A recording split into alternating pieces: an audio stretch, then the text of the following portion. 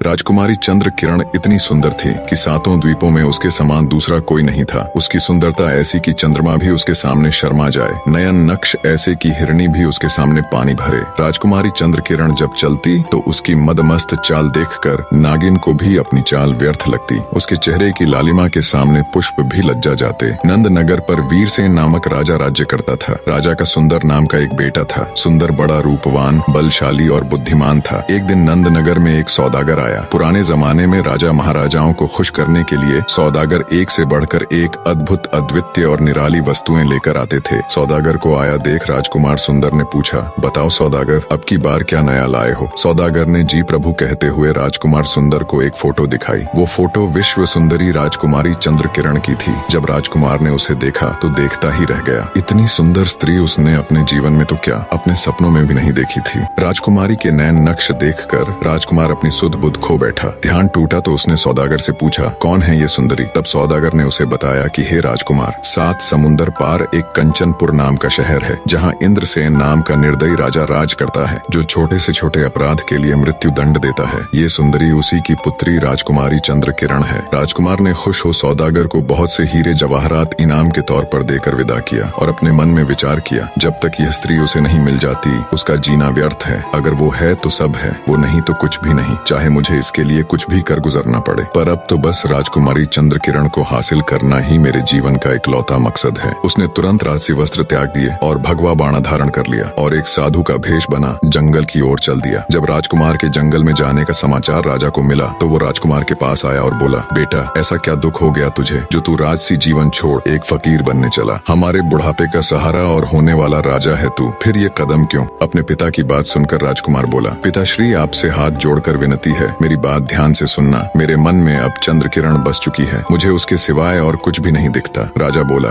बेटा, तुम समझदार हो, क्यों नादान जैसी बात कर रहे हो? आज तक चंद्र किरण के द्वार पर जो भी गया वो वापस लौट कर नहीं आया। उसके चक्कर में पता नहीं कितने ही अपनी जान से हाथ धो बैठे। पिता की बात को सुनकर राजकुमार बोला, पिताजी, अब मुझे रोकने की कोशिश मत करिए, अब मैं रुकने वाला नहीं। अगर मेरे शरीर में प्राण है, मैं जीवित हूँ, तो मैं जरूर जाऊंगा। इतना कह राजकुमार सुंदर वहाँ से चलने को हुआ तो उसकी माताजी वहाँ आ गई और बोली, मेरे लाडले, तेरे बिना मैं तड़प तड़प कर मर जाऊंगी। ऐसा मत करो, क्यों अपना राजपाट छोड़ तुम मृत्यु को गले लगाने जा रहे हो? पर राजकुमार पर उसकी माँ की बातों का भी कोई असर नहीं हुआ। बोला, नहीं माताजी, मुझे मत रोकिए, अगर मैं नहीं गया तो यही अपने प्राण त्याग दूंगा, और चल पड़ा। राजकुमारी चंद्र किरण को देखने की व्याकुलता में अभी राजकुमार ने कुछ कदम ही आगे बढ़ाए थे कि तभी उसकी सुंदर रूपवती कामिनी पत्नी भी वहाँ आ पहुंची। रानी ने दोहा कहा, पास तेरे कामिनी खड़ी, कर 16 श्रृंगार, छोड़ चले मझधार में, कहाँ मुझे भरतार। अर्थात इतनी सुंदर पत्नी होते हुए भी मुझे ऐसे छोड़कर क्यों जा रहे हो? राजकुमार सुंदर ने भी दोहे के रूप में कहा, रानी, मन धीरज धरो, मति दिल करो उदास, चंद रोज के बीच में लौट आऊं तेरे पास। अर्थात उदास मत हो रानी, थोड़े दिन में वापस तेरे पास आ जाऊंगा। इतना कह राजकुमार सुंदर वहाँ से चल पड़ा। सुंदर की बात सुनकर रानी गश खाकर जमीन पर गिर पड़ी, परंतु सुंदर बिल्कुल प्रभावित न हुआ। वह सबसे प्रेम नाथे तोड़कर वन की ओर रवाना हुआ। उसे तो अब बस राजकुमारी चंद्र किरण की लगन लगी हुई थी। काफी दिन यात्रा करने के पश्चात राजकुमार सुंदर कंचनपुर जा पहुंचा और राजकुमारी के महल के सामने आसन जमा कर बैठ गया। संयोगवश एक दिन राजकुमारी जब महल की खिड़की में खड़ी थी तो उसकी दृष्टि उस जोगी बने सुंदर पर पड़ी। राजकुमार सुंदर तो बावला हुआ, पता नहीं कितने दिन से इसी पल के इंतजार में वहीं टकटकी लगाए देख रहा था।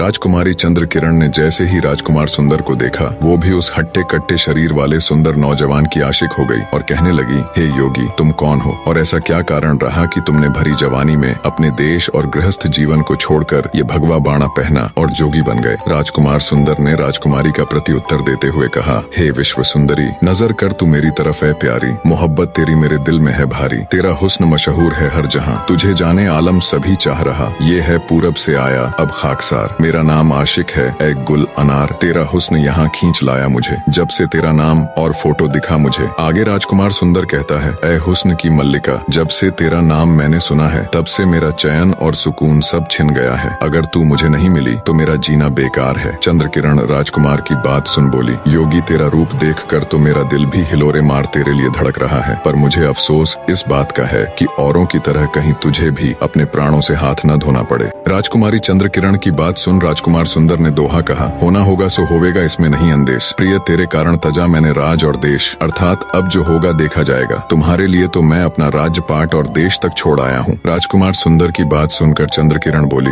ऐ जोगी, मेरे प्रेम में तेरे प्राणों का भी खतरा है, क्योंकि जो भी मुझसे प्रेम करता है मेरे पिता उसको मरवा देते हैं या फिर उसे सदा के लिए कैद कर लेते हैं। अब भी उनकी कैद में बहुत से व्यक्ति पड़े सड़ रहे हैं, इसलिए उचित यही है कि तू अपने देश वापस चला जा। मेरे प्रेम के चक्कर में फंसकर अपने प्राण मत गवा। ये सुनकर श्याम सुंदर ने उत्तर दिया, तेरा इश्क मुझको लाया यहाँ, भला अब कहो तुम मैं जाऊँ कहाँ? ये डर अपने दिल में लाता नहीं, बिना लिए तुझको मैं जाता नहीं। दोहा कह श्याम सुंदर बोला, ए राजकुमारी, मेरी परेशानी को थोड़ा ध्यान से देखो। तुम्हारे प्यार की खातिर मैं मुश्किलों से लड़ते हुए बर्बाद हालत में तुम्हारे पास पहुंचा हूँ। यह सुन चंद्रकिरण ने खिड़की से एक रस्सी डाली, जिस पर चढ़कर खुश होता हुआ राजकुमार सुंदर राजकुमारी के महल में प्रवेश कर गया। उसे अपनी किस्मत पर नाज हो रहा था। राजकुमार के ऊपर आते ही चंद्रकिरण उसके गले में बाहें डालकर कहने लगी, ए हसीन नौजवान, तुझसे पहले भी पता नहीं कितने ही मेरे आशिक आए और मेरे पिता के दंड की भेंट चढ़ गए, कितने ही मौत के घाट उतार दिए गए, कितने ही जेलों में बंद पड़े हैं, पर पता नहीं क्यों ना कभी किसी के लिए मेरे अंदर के जज्बात जागे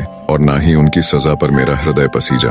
पर तुम्हारी बात कुछ और है, तुम उन सब से अलग हो, तुम पहली नजर में ही मुझे भा गए। राजकुमारी चंद्रकिरण के मुख से अपने लिए इतनी प्रशंसा सुनकर राजकुमार सुंदर भी गदगद हो गया। उसे अपनी किस्मत पर यकीन नहीं हो रहा था कि राजकुमारी चंद्रकिरण उसे इतनी आसानी से मिल जाएगी। दोनों का इश्क परवान चढ़ने लगा। अब तो राजकुमार सुंदर ऐसे ही हर रात को राजकुमारी चंद्रकिरण के पास आता और सुबह होने के करीब होती तो रस्सी के सहारे उतरकर चुपचाप दबे पांव महल से चला जाता।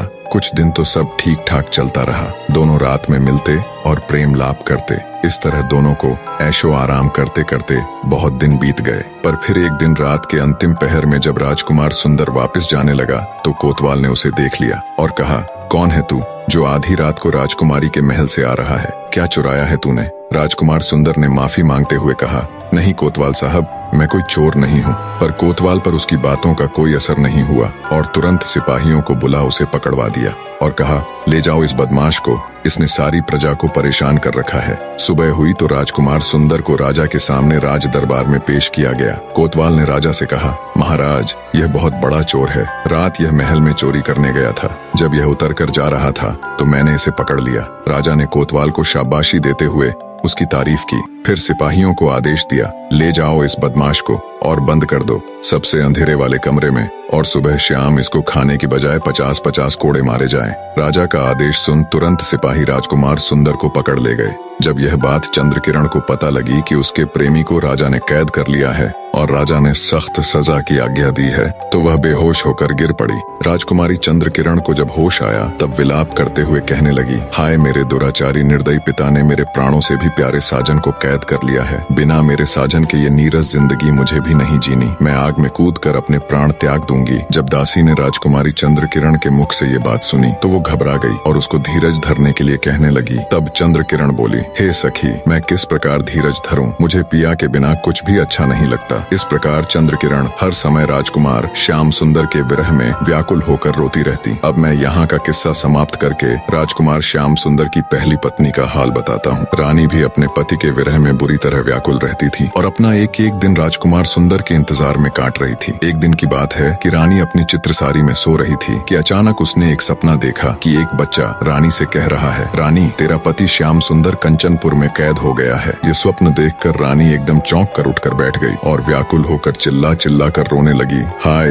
ये क्या हो गया? रोने की आवाज सुनकर दासियां दौड़ी हुई आईं और कहने लगी, क्या हुआ महारानी? ऐसे दहाड़े मार मार कर क्यों रो रही है? आपको क्या पीड़ा है? रानी घबरा कर बोली, मैं सो रही थी कि एक बच्चे ने आवाज दी और कहा कि तू यहाँ सो रही है, वहाँ तेरा पति कंचनपुर में कैद हो गया है। ऐ दासी, वह जल्दी आने का वचन देकर गए थे मगर अभी तक नहीं लौटे। ऐसा प्रतीत होता है कि वह अवश्य ही किसी विपत्ति में पड़ गए हैं और गिरफ्तार हो गए हैं। वो कंचनपुर के राजा की कैद में बड़ा मुश्किल समय काट रहे हैं। अब मुझे ही कुछ करना होगा। अपने पति की सहायता के लिए मैं जोगिन बनकर खुद कंचनपुर जाऊंगी। रानी की यह बात सुनकर उसकी दासी बोली, महारानी, आप दिन रात रो रो कर क्यों स्वयं को नष्ट कर रही हैं? आपने बस एक बुरा सपना देखा है। आपके पति कुशल पूर्वक हैं और जल्दी ही वे सही सलामत आपके पास लौट आएंगे। रानी बोली, नहीं दासी, वो सपना बिल्कुल सत्य है। मेरा दिल कह रहा है मैं अपने पति परमेश्वर को तलाश करने अवश्य जाऊंगी। मेरे पीछे से माँ पिताजी का अच्छे से ख्याल रखना। इतना कह रानी कंचनपुर जाने की तैयारी में लग गई। रानी ने अपने वस्त्र उतार दिए। शाही वस्त्रों के साथ सारा श्रृंगार चार जेवर भी उतार भगवा वस्त्र पहन जोगन के भेष में आ गई। फिर हाथ में वीणा लेकर वह जंगल की ओर चल पड़ी। अपने पति की तलाश में निकली रानी बहुत दिनों तक शहरों जंगलों की खाक छानते छानते कंचनपुर जा पहुंची। वहां जाकर उसने लोगों से अपने पति का हाल पता किया तो लोगों ने बताया कि उसे तो राजा ने चोरी करने के अपराध में कैद कर लिया है। यह सुनकर रानी बहुत घबराई और सोचने लगी कि अब क्या उपाय करना चाहिए जिससे प्राणनाथ को स्वतंत्र कराया जा सके। कुछ सोच विचार कर जब रानी ने वहां के लोगों से राजा के बारे में पूछा कि राजा को किस चीज का शौक है, तब लोगों ने बताया कि राजा को संगीत सुनने का बहुत शौक है। यह सुनकर रानी के मन को धीरज बंधा क्योंकि गायन विद्या में वह निपुण थी। अब रानी ने शहर के प्रमुख स्थानों पर जाकर गाना प्रारंभ कर दिया। थोड़े दिनों में ही वह प्रसिद्ध हो गई। एक दिन शाम के समय वह किसी उद्यान में खड़ी वीणा हाथ में लिए रागिनी अलापने लगी। वहाँ मौजूद भीड़ ने जोगन बनी रानी की खूब तारीफ की।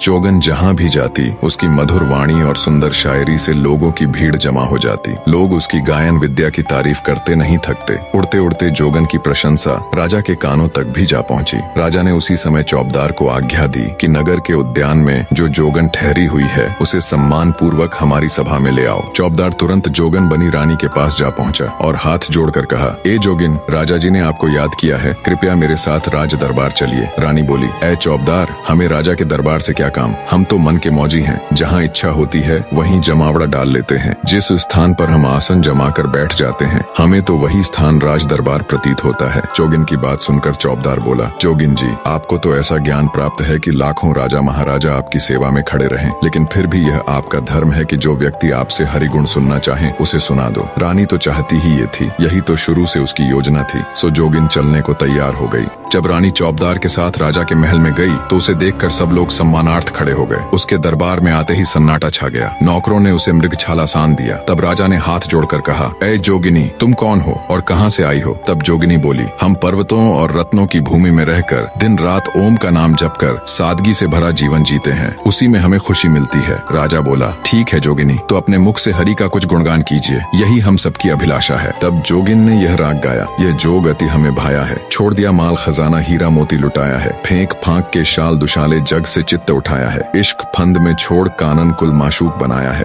धीरज धर्म सब छोड़ दिया जब मजा फकीरी पाया है, जंगल में अब रहता है दिल बस्ती से घबराया है, चाक गिरेबा करके अपना आहें भरना चाहा है, रतन लाल अब इश्क रैन दिन सब ये खेल खिलाया है। जोगिन बनी रानी की ये रागिनी सुन पूरी सभा तालियों की गड़गड़ाहट से गूंज उठी। राजा भी अपना आसन छोड़ खड़ा हो रानी की इस अद्भुत रागिनी को अपनी तालियों के साथ सम्मान देता है। राजा की खुशी देख रानी को अपना मकसद पूरा होता हुआ दिखता है। जोगिन का राग सुन राजा खुश हो जोगिन से कहता है, जोगिन, तुम्हारा राग सुनकर बेहद खुशी हुई। बहुत दिनों के बाद मेरा दिल इतना खुश हुआ है। मांगो जो भी तुम मांगना चाहो, आज मेरा हृदय बहुत खुश है। तुम जो भी मांगोगी मैं अवश्य दूंगा। ये सुनकर जोगिन ने कहा, हे राजा, मेरा पति तुम्हारी बेटी चंद्र किरण के प्रेम में फंसकर यहाँ आया और तुमने उसे कैद कर लिया है। मैं उसको मांगती हूँ कि तुम उसे छोड़ दो और अपनी बेटी चंद्र किरण की शादी उसके साथ कर दो। राजा वचनबद्ध हो चुका था। पुराने समय में वचन से बढ़कर कुछ नहीं होता था। अतः राजा ने जोगिन की बात मान ली। उसने सुंदर को स्वतंत्र कर दिया और अपनी बेटी चंद्र किरण की शादी उसके साथ कर दी। राजकुमारी चंद्र किरण की खुशी का कोई ठिकाना नहीं था। राजकुमार श्याम सुंदर अपनी पहली पत्नी के पैरों में गिरकर उससे माफी मांगता है और कहता है, हे रानी, मुझे नहीं पता था तुम मुझसे इस कदर प्रेम करती हो कि सब कुछ छोड़ छाड़ कर 7 समुंदर पार इतनी मुसीबतें झेलते हुए मुझे आजाद कराने आओगी। जब तक मेरे शरीर में सांसें हैं मैं तेरा ऋणी रहूंगा। बड़े हृदय वाली रानी राजकुमार सुंदर को माफ कर देती है और राजकुमारी चंद्र किरण को अपनी छोटी बहन के रूप में स्वीकार कर लेती है। तीनों राजा से विदा ले अपने राज्य लौट आते हैं और एक खुशहाल जीवन जीते हैं। निष्कर्ष, प्रेम, विश्वास, त्याग और क्षमा, ये 4 स्तंभ इस कहानी की आत्मा है। यह कथा हमें यह समझने में मदद करती है कि सच्चा प्रेम वह है जो न केवल प्राप्त करता है बल्कि त्यागता भी है, जो केवल मांगता नहीं बल्कि देता भी है। सच्चा प्रेम और विश्वास हर कठिनाई को पार कर अंत में विजय का ताज पहनता है। कहानी में अंत तक बने रहने के लिए आपका तहे दिल से धन्यवाद।